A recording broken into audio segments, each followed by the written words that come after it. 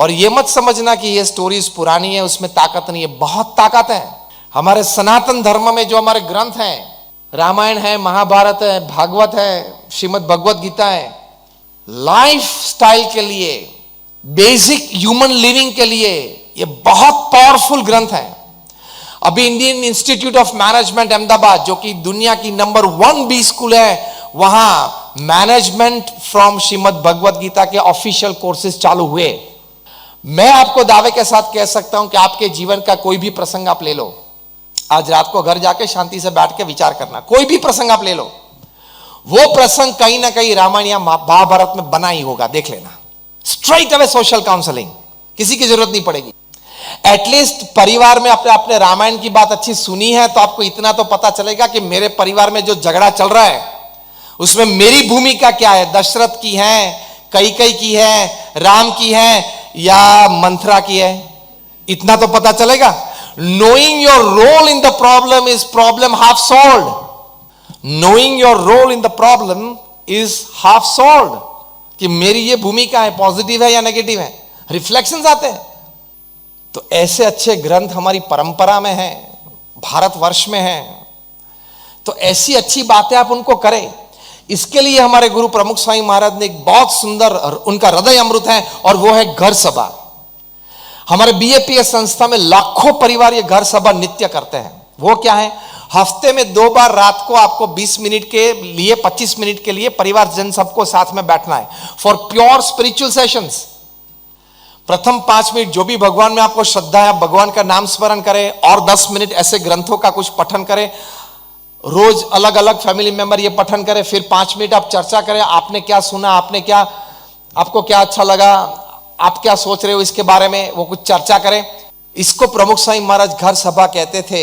हमें तो अनुभव है हमारी संस्था में, देश प्रदेश में लाखों परिवार ये घर सभा नित्य करते थे। उनके परिवार के लिए समय दे पाते हैं, संस्कारित कर पाते हैं, उनको श्रद्धा सिखा सकते हैं, और पारिवारिक प्रश्न, पारिवारिक उलझने, उनके समाधान भी है यहाँ है। हमने घर सभा नाम की एक पुस्तिका प्रकाशित की, उसमें ये प्रसंग लिखे हैं उस व्यक्ति की अनुमति के बाद, नाम और गांव और शहर के, और वो प्रसंग पूरा डिटेल में लिखा है। कोई परिवार में सास और बहू के बीच प्रश्न थे, वो घर सभा में साथ में बैठे तो वो प्रश्न का सुझाव आया, एक दूसरे के प्रति जो मिसअंडरस्टैंडिंग्स थी वो दूर हुई, फ्रिक्शन था वो दूर हुआ। पिताजी और लड़के के बीच, लड़के एक बार फैमिली बिजनेस में आ जाते तो छोटा मोटा प्रश्न कुछ होता है डिसीजन मेकिंग में, तो वो कुछ ये घर सभा से दूर हुआ। ऐसे हजारों प्रसंग बने। सभी के परिवार में हम समझ सकते हैं, सभी बुद्धिशाली, अपने अपने अभिप्राय होते हैं, तो थोड़ा फ्रिक्शन रहता है, डिफरेंस ऑफ ओपिनियन रहता है, मतभेद रहता है, उसमें से मनभेद भी आ जाता है, हाँ या ना। और यूनिवर्सल प्रॉब्लम तो है ही mother in law daughter in law का, that is a universal problem. दुनिया में जितने केस दर्ज हुए हैं कोर्ट में, उसमें से 60% ये mother in law daughter in law के केसेस हैं। मुझे कई बार मन में प्रश्न होता था कि इतना बड़ा लंबा नाम कैसे सिलेक्ट किया। छोटे नाम है ना, अंकल हैं, नेफ्यू हैं, नीस हैं, तो ये मदर इन लॉ मतलब mother dash in dash law, daughter dash in dash law, इतना लंबा नाम क्यों सिलेक्ट किया, कैसे ये नाम बना। पहले तो छोटा कुछ नाम नहीं याद आता था क्या, छोटा नहीं बन सकता था क्या। फिर बहुत सोचने के बाद मुझे पता चला कि ये रिलेशनशिप नेचुरली लॉ की तरफ जाता है, ये रिलेशनशिप की टेंडेंसी है, स्लोप पे खड़ा है, वो नेचुरली लॉ की तरफ जाता है, इसलिए daughter in law, mother in law. फिर दूसरा प्रश्न मेरे मन में हुआ, डॉटर कभी डॉटर इन लॉ बनती है, मदर कभी मदर इन लॉ बनती है, सन कभी सन इन लॉ बनते हैं, फादर कभी फादर इन लॉ बनते हैं, वाइफ कभी वाइफ इन लॉ नहीं बनती। देखना, पता है क्यों? She is the law, she is the law in the house, इसलिए वो कभी इन लॉ नहीं बनती। ये तो एक जोक है, हंसने की बात है, लेकिन कहने की बात यह है कि ये हम मान लेते हैं घर सभा में जब बैठते हैं तब ये ऐसे कई प्रश्न के, मिसअंडरस्टैंडिंग्स के, फ्रिक्शन के, सभी वहां सॉल्व हो जाते हैं। प्रमुख स्वामी महाराज एक अच्छी एडवाइस देते थे कि आपकी लड़की, ये फैमिली वैल्यूज की जब बात आती है, आपकी लड़की को जब आप विदा करते हो ससुराल में शादी के बाद, उस वक्त उनको ये एडवाइस देना कि बेटा देखो वहां घर नया है, सब परिवारजन नए हैं, ठीक है, थोड़े पहचानते हैं, लेकिन सभी के स्वभाव प्रकृति तो डीप में जानते नहीं।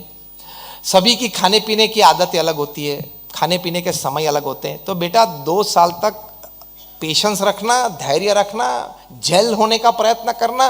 प्रथम दिन से सब आपको अनुकूल हो जाएंगे ऐसी बात की अपेक्षा मत रखना। ये एडवाइस देनी चाहिए आपको। एडवाइस क्या देते हो? चिंता मत करना। दूसरी एडवाइस क्या देते हो? थोड़ी भी अगर तेरी सास कुछ बोले ना, मुझे फोन करके बता देना। अब हंसते हो, मतलब मैं ठीक बात कर रहा हूं ना। अब बोल रहा हूं कि आपके घर में हमने इलेक्ट्रॉनिक कैमरा सीसीटीवी रखे हैं, ये सलाह देते हो, मतलब ये एडवाइस देते हो। You are wrong, you are spoiling your daughter's future. जो लड़का होता है उसके ऑफिस में कुछ उसको सहन करना पड़ता है, जो लड़की हो ससुराल में थोड़ा सहन करना पड़ता है। सहन शक्ति थोड़ी सिखाओ कि बेटा अगर कुछ काम है, बात करनी है तो महीने 2 महीने में एक बार बात कर लेना, वरना वो तेरा घर है, तू वहां रहेगी, उसमें उस फैमिली की क्रेडिट है, हमारी क्रेडिट है, आपकी क्रेडिट है, और थोड़ी तकलीफें तो होगी। और ये बात दूसरी प्रमुख साईं महाराज सिखाते थे, तो आपकी लड़की को ये कहना कि अगर ये आपके सास या ससुर या कोई और फैमिली मेंबर आपको कुछ डांटे, कुछ कहे, कुछ टॉन्ट मारे, ये कुछ करे, तो उस वक्त मौन रहना। वो गलत है या सही है वो मत सोचना, उस वक्त मौन रहना, बड़ों की मर्यादा रख। और गलत बात सहन करने की भी जरूरत नहीं है। 2 दिन के बाद आप प्रेम से अपनी सास के साथ बैठे कि माता जी आप ये बात कर रहे थे परसों, लेकिन बात ये थी। पिताजी के साथ बैठे कि आप ये बात कर रहे थे, लेकिन बात से थे, क्लैरिफिकेशन करना है। कोई गलत बात सहन नहीं करनी है। लेकिन उस वक्त जब आपसे उम्र में बड़े हो, वो आपको कुछ कहते हैं, तो उस वक्त मुंह बंद रखना और सुन लेना, वो संस्कार है। अगर आपने अपनी लड़की को यह सिखा कि उस वक्त तू जवाब दे देना, you are spoiling your daughter's character, you are spoiling your daughter's future, और आपने अपने लड़कों को संस्कार नहीं दिए, वो साबित हो जाते हैं। जब बड़े हो, मर्यादा तो रखनी पड़ती है बड़ों की, वरना पारिवारिक मूल्य कैसे चलेंगे, समाज की व्यवस्था कैसे आगे बढ़ेगी, सिविलाइजेशन किसको कहते हैं। अगर आपने ये एडवाइस दी और लड़का हो या लड़की हो, बड़ों के सामने बोले, तो your CA goes in dustbin, your MBA goes in dustbin, your CS goes in dustbin, your engineering goes in dustbin. क्योंकि आप पढ़े, लेकिन बड़ों की मर्यादा किस प्रकार से रखी जाती है वो तो सीखा नहीं आपने। जो मुख्य मूल्यवान बात है वो तो सीखे नहीं आप। तो ये सिखाना, तो ये बात प्रमुख स्वामी महाराज बहुत सिखाते थे। ये फैमिली वैल्यूज की बात है, ये संस्कार करने की बात है, और ये घर सभा से ये सभी बातें आपके परिवारजन सीखेंगे। हमारे वहां डॉक्टर नीलेश पटेल है, लंदन में बीएपीएस के अनुयायी हैं। उन्होंने नित्य घर सभा चालू की। मैं बात करता हूं 20 साल पहले की। वे अपना प्रसंग कहते हुए बात करते हैं कि जब से हमने घर सभा शुरुआत की, तब से हमारे घर में, परिवार में कुछ अजीब सी शांति और प्रेम परस्पर की अनुभूति हम सभी को होती है। वे कहते हैं कि हमारे बच्चों के रिजल्ट्स इंप्रूव हो गए, एकेडमिकली इंप्रूव हुए हैं। पेरेंट्स टीचर्स मीट में जब हम स्कूल जाते हैं, पेरेंट्स टीचर्स मीट होती है, और जब हम स्कूल जाते हैं तब टीचर्स अन्य पेरेंट्स को, मुझे और मेरी पत्नी को बताते हैं और कहते हैं कि देखो doctor Nilesh and his wife, how they have train their children, क्या कल्चर दिया है। ये दोनों बच्चे स्कूल जाते हैं तो जिस तरह से सुबह में पंचांग प्रणाम अपने माता पिता को करते हैं, बीएपीएस संस्था में ये प्रणाली का है कि हर परिवार में छोटे बच्चे माता पिता को पंचांग प्रणाम करते हैं रोज सुबह। भगवान के तो चरण स्पर्श करते ही हैं, लेकिन पंचांग प्रणाम करते हैं। स्कूल जाके अपने टीचर को भी क्लासरूम में पंचांग